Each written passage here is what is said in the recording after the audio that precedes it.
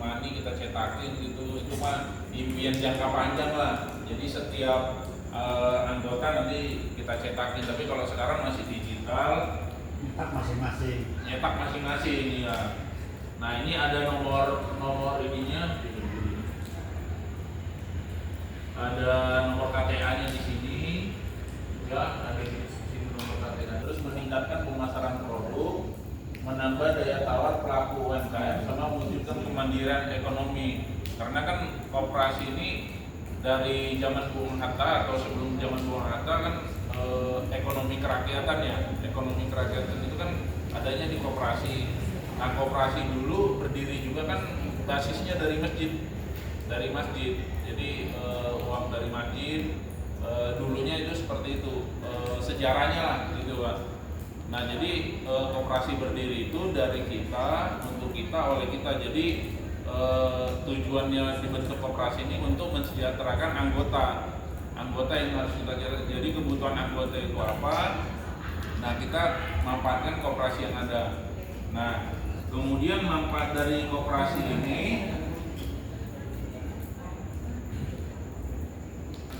jadi di sini simpanan wajib, simpanan pokok, sukarela. Simpanan pokok, simpanan wajib, sama simpanan sukarela.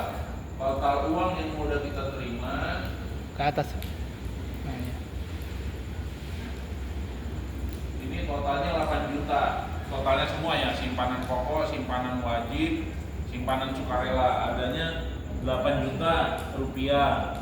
Nah dari 8 juta rupiah ini kita sudah memanfaatkan ke anggota, ada yang kuning ini yang sedang berjalan. Jadi ada 1, 2, 3, 4, 5, 6 anggota yang sudah memanfaatkan dana koperasi. Jadi uang yang ada di luar itu sekitar 5.500.000. Jadi ini 5.500.000. Nah dari uang ini yang kita ini, nah uang ini dipakainya untuk usaha. Jadi di sini kita ada formulir pengajuan ya Ben.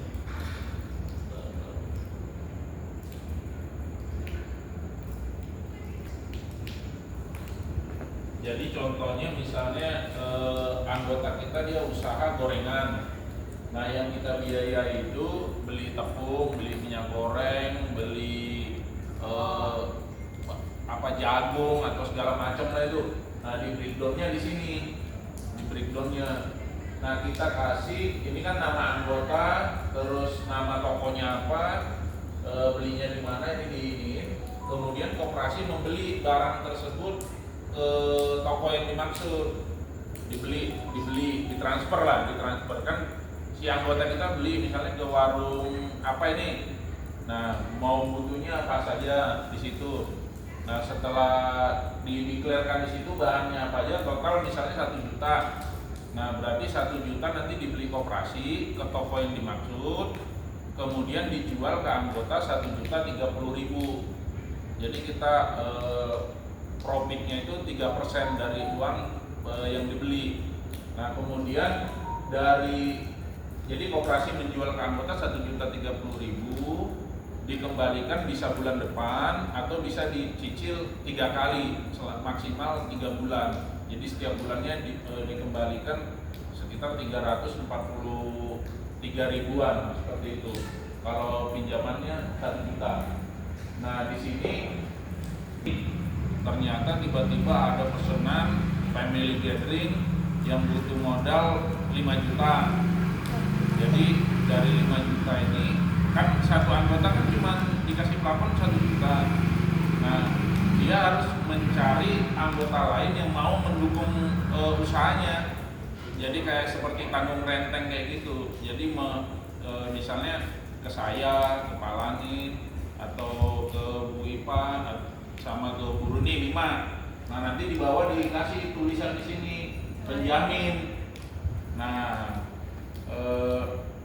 Bu Eka sebagai peminjam karena butuh untuk catering yang family gathering ini kan tiba-tiba nih ada lonjakan. Nah uang yang ada di koperasi ini dimanfaatkan untuk usaha catering itu. Jadi dibelilah bahan baku, dideklarkan juga di situ butuh apa saja.